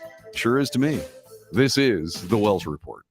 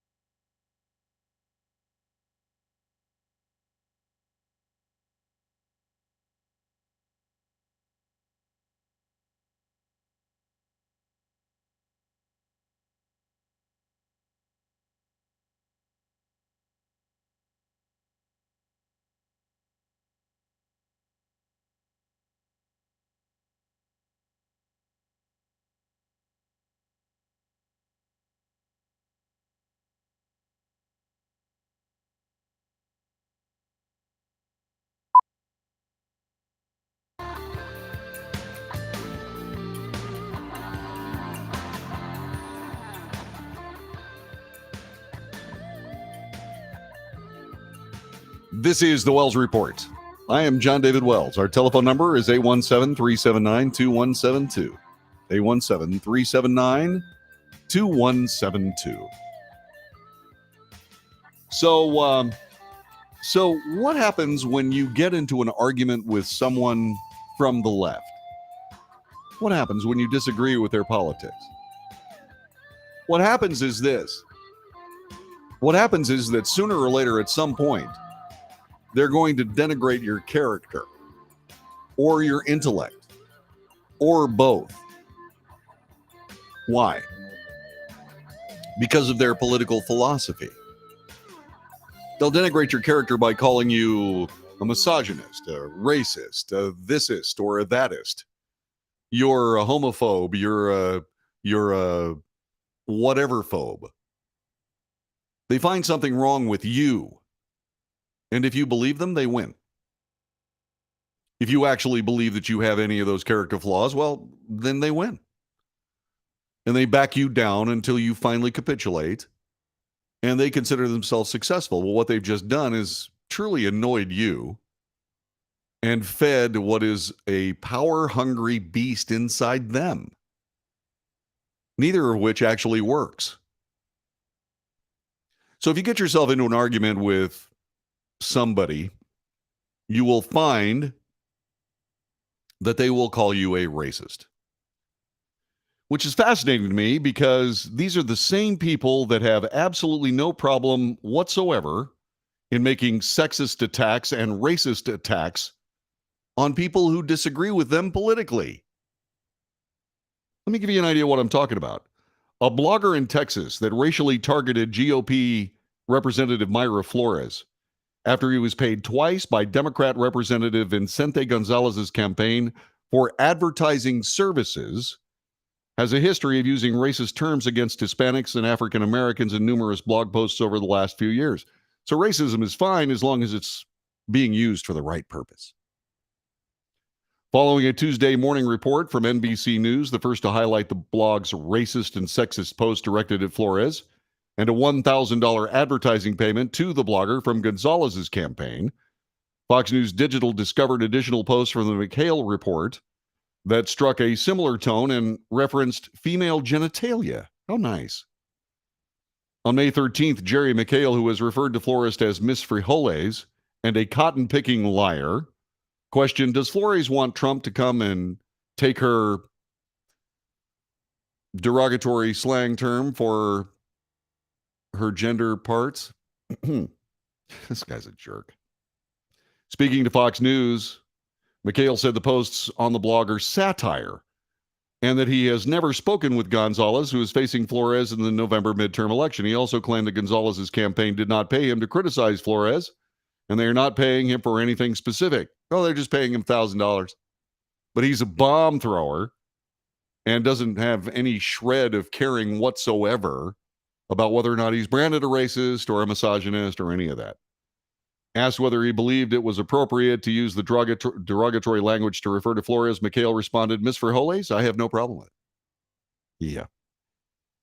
On a June 18th post, McHale, describing a conversation he had with a friend, wrote, Maclovio O'Malley, La Voz de los Vatos, wants me to put an ad of Vicente Gonzalez in front of my businesses, although I have to admit I would risk my relationship with lovely Amanda for a night with Mayra Flores. Says the Oyster Bar food smells like rotten, and there's this allusion to something else. And I've had more than my share of that rotten. I'm sure he has. I'm sure he knows what he's talking about. I don't want to endure that culinary catastrophe again.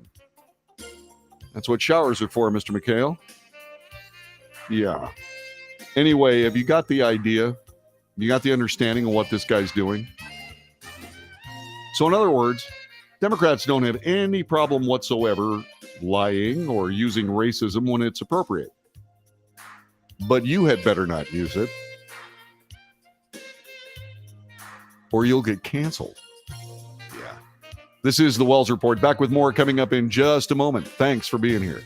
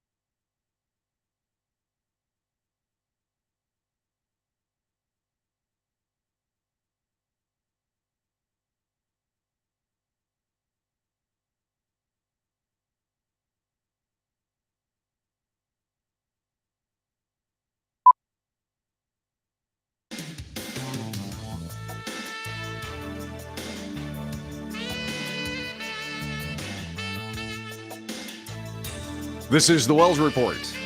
I'm John David Wells. News, fact, commentary, debate. That's what we do here. I hope you like this show. It's been a pretty good one. All 3 hours. If you missed any of these hours, go back and get them because they're worth listening to. It's been a pretty good show. I hope you enjoyed it and are enjoying it. I want to bring something up here regarding the use of politics and the political science used by the left to change our country. Why you would want to change it, I don't have any idea. Maybe it's because you are just too comfortable, or maybe you're just too wealthy, or maybe you're just, you're just in a situation where you think San Francisco now is one of the most beautiful cities in the world. Walking down those hallowed streets of Haight-Ashbury and going down to Fisherman's Wharf and kicking aside the human feces and walking through people shooting up with heroin given to them by the city. Maybe you think that that's what America is. Maybe you think that's what America should be everywhere. If so, stop. Stop. Stop thinking that what you're doing is working, because it most assuredly isn't. We don't want to share your misery. We don't want you foisting misery on us. We want to be able to live our lives. You know that, pursuit of happiness thing. It was the Declaration of Independence. Perhaps you heard about it. It was in all the newspapers. Well, what's fascinating to me is the hypocrisy that is part and parcel of not just leftist politics, but rightist politics as well. It's endemic in politics. Hypocrisy. People of the left, mostly, what they do is they attack people who argue with them. They denigrate intellect, they denigrate character, they try to make you the problem.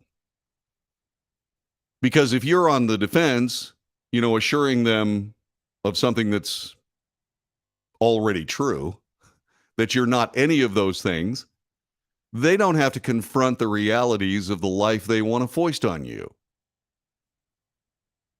They'll call you a racist, and yet they'll employ a guy to use racism to denigrate their political opponent and pay them handsomely to do it.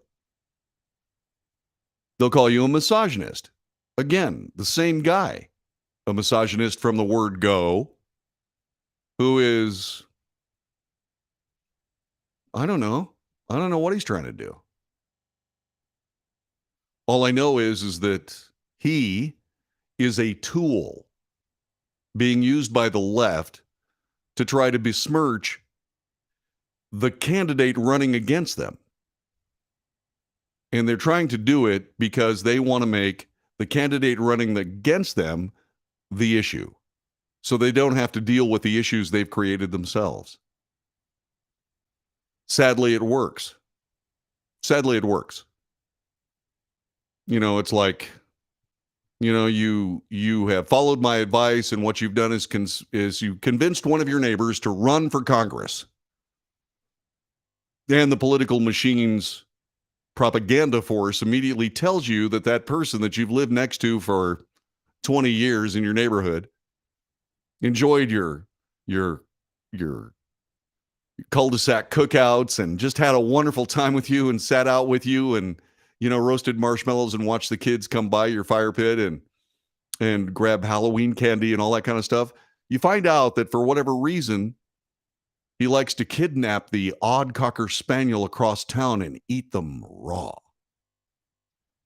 Bill, I didn't realize you like to eat Cocker Spaniels raw. Well, yes, I do. Obviously, he doesn't, but they come up with all kinds of things. Because it works. Because for whatever reason, the fascist din of propaganda suffuses itself into the mind of voters, and they'll act on that information. My God, Bill eats Cocker Spaniels raw. My God. Huh. You better not come after my Cocker Spaniel. And it works. What we need to do is we need to realize that this mainstream media that we have, the one you don't trust, their approval ratings down to 11%. What we have to do is we have to make sure that they don't have anything to say about this issue. And just because they say, my God, he's a xenophobic, transphobic, hydrophobic, whatever phobic person that just isn't fit to be in office, as if the people they're trying to get into office are. It's hysterical. But again, it works. We have to set that stuff aside. You have to go to one of their meetings and you have to listen to what they say. And if they are better than the person who is in Washington, D.C. saying all that stuff, then maybe you should vote for them instead. Notice I didn't say if they were Republicans. I'm just saying that if they're your neighbor, elect them. If they're not your neighbor, don't elect them. Don't cast your vote for them. Let's regain America and all the great things that made this the greatest country on earth, not because of national pride, but because of honest assessment of the facts. That's what you need to do, and that's what you should do. So let's try this next election, shall we? Good. The hypocrisy I was talking about, one of the greatest practitioners of hypocrisy is John Kerry. It is widely known that John Kerry, when he talks about how we have to do something about the climate or it's going to destroy the planet, and it's all your fault, and it's just because you want to drive around in a car that has gasoline as power, he flies around in corporate jets, private jets all over everywhere. There's an article about it in the Fox News website today. Goes like this. It's an exclusive. Special Presidential Envoy for Climate. Jeez. John Kerry's family's jet has emitted over 300 metric tons of carbon dioxide since the Biden administration began, according to federal data. Kerry's family jet, a Gulfstream GIV-SP, has made a total of 48 trips lasting more than 60 hours and emitted an estimated 715,886 pounds, or 325 metric tons of carbon since President Biden was sworn into office. This from FlightAware, obtained by Fox News. And then we find out why he's in that plane. We find out why he uses this private jet. You ready? The plane belongs to Flying Squirrel LLC. And you're saying, Flying Squirrel, let's see, I'm old enough to remember Rocky and Bullwinkle. Not that kind of flying squirrel. It's a charter company. And guess who owns it? John Kerry's wife, Teresa Heinz Kerry. Yeah. So what he's doing is he's flying on the family jet because he's one of their best customers. By the way, in case you're wondering, Kerry owns a $1 million stake in that transportation company. President Biden appointed Kerry to lead the State Department's global climate policy outreach shortly after taking office in January of 2021. It's political payoff. The ruling class having a chance to rule yet again. Since then, Kerry has traveled around the world to United Nations climate conferences, meetings with international heads of state, the World Economic Forum, and that happens in Davos, Switzerland. Switzerland is such an ugly place. You know, I've been there and I'm lying. It's one of the most beautiful places on the planet. It's amazing. Switzerland is great. Not as great as America, but great. The climate envoy is slated to jet off this week to the Petersburg Climate Dialogue, a UN summit where representatives from 40 countries will try to negotiate emissions reductions and climate financing for developing nations in Berlin, Germany. Hear that very famous Ross Perot sucking sound of American tax dollars going to these nations to get them to stop producing carbon dioxide? How about this? How about if we're going to spend that money anyway, how about we spend that money to teach them how to make food? How about that? Can we do that? I think that's a great idea. When asked, Kerry's office suggested he would travel to the conference and return to the U.S. by commercial airline. His office similarly said he wouldn't travel to the WAF conference in May by private plane. No, Kerry spokesman said in an email to Fox News when asked if Kerry would travel to Germany via private jet. Secretary Kerry travels commercially or via military air in his role as special presidential envoy for climate. Now, how wonderful. After Biden announced he would pick Kerry to be the climate envoy, Kerry tweeted Americans, quote, "We'll soon have a government that treats the climate crisis as the urgent national security threat that it is." That's right. We've gone from staring down the old Soviet Union, staring down the idea of nuclear powers in the Middle East. We've stared down all manner of terrible people from one end of the world to the other. We've taken down worldwide superpowers.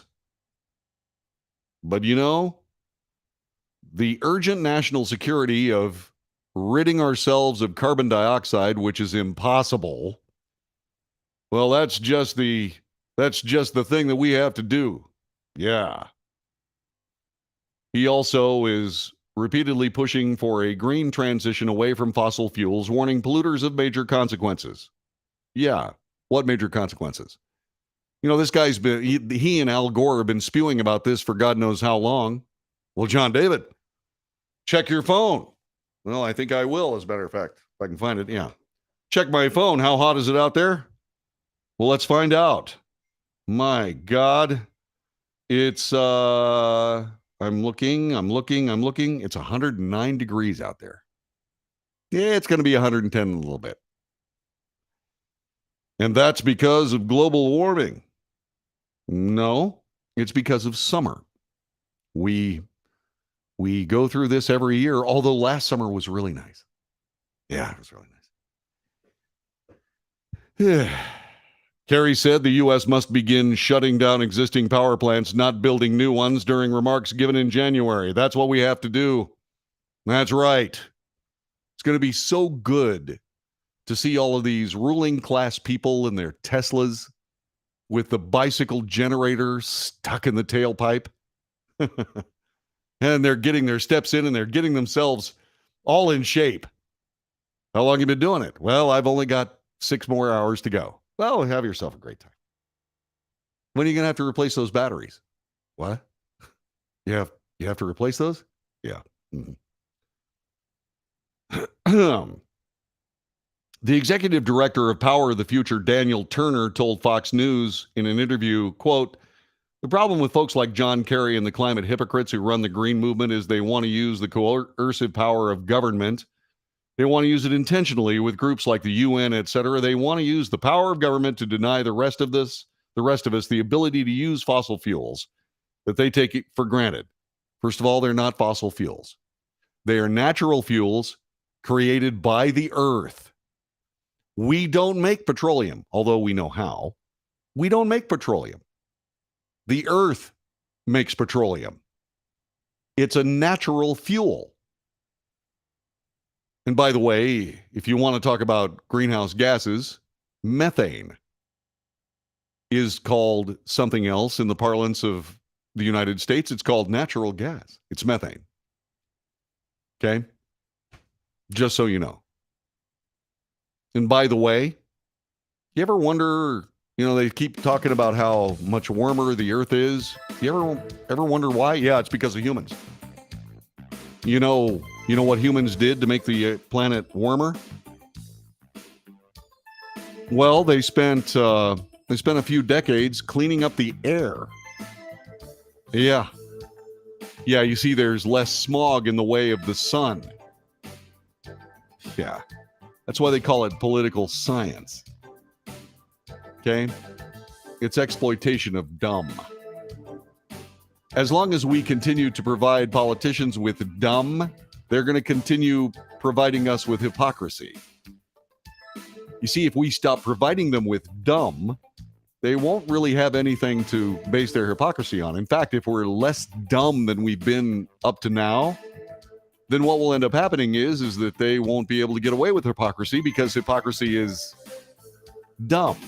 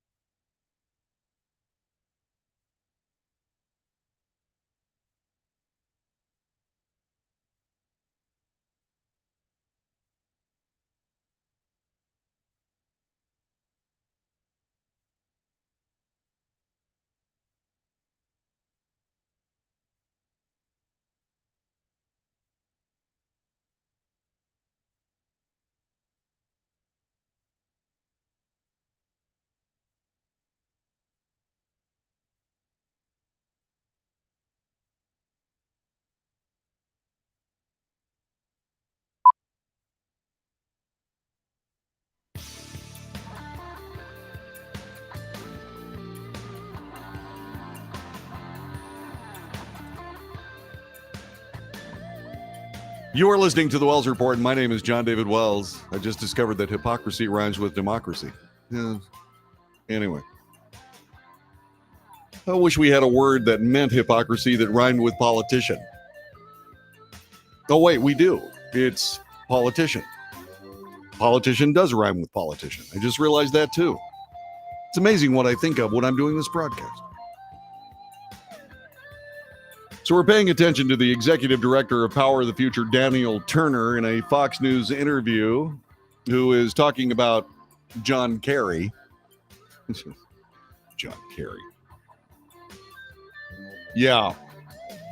They take fossil fuels and use them all the time.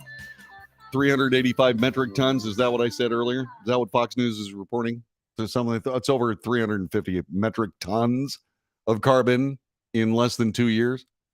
Stupid.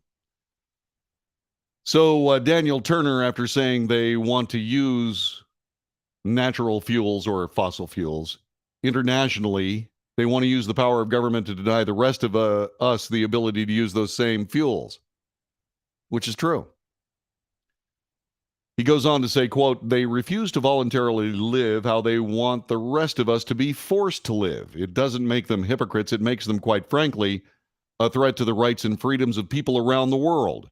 When John Kerry voluntarily lives the way he wants the rest of us to be compelled to live, then we can talk about his climate goals. If he lives the way he wants the rest of us to live, then fine. No, not fine.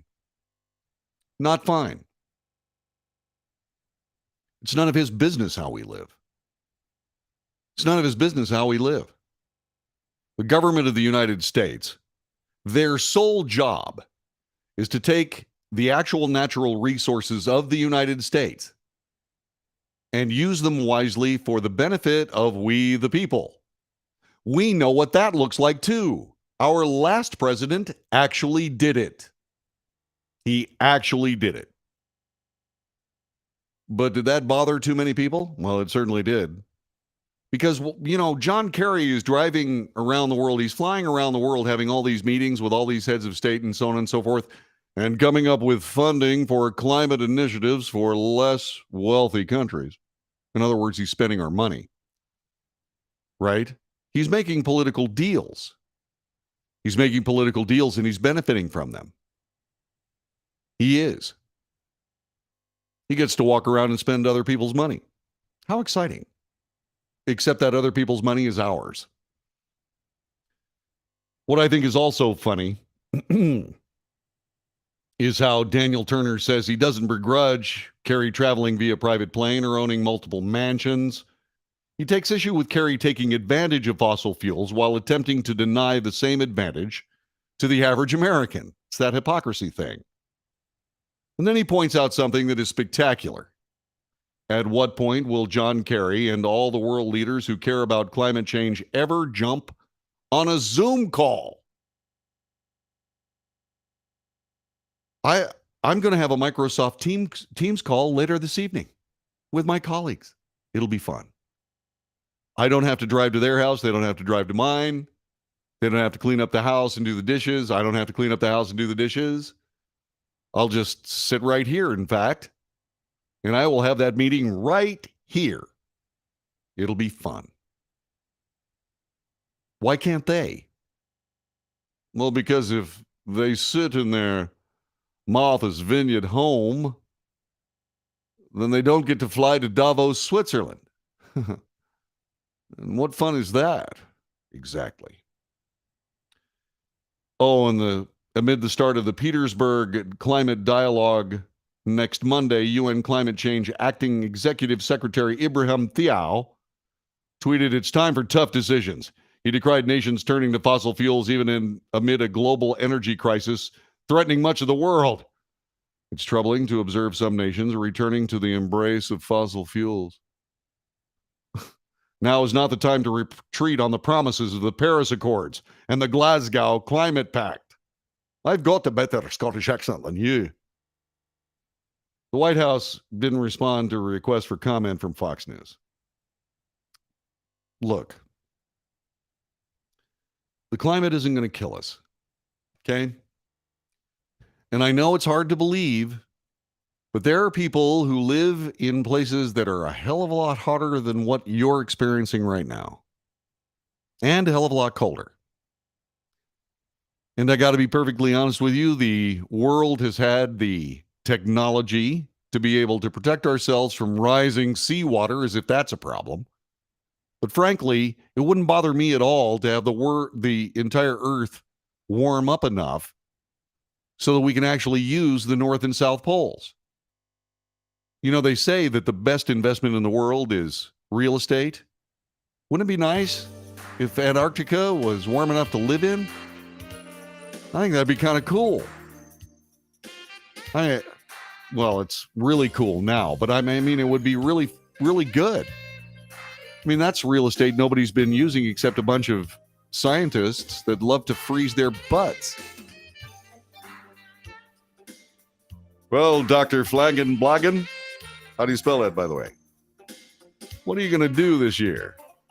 I think I'm going to Antarctica to go freeze and eat MREs. You want to go?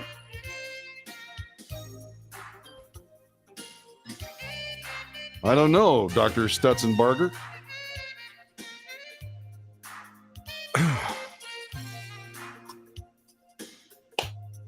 I hope you've enjoyed this broadcast.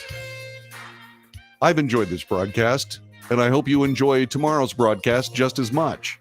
Let's get together then, shall we? Have yourself a wonderful evening. Be safe. Make good decisions.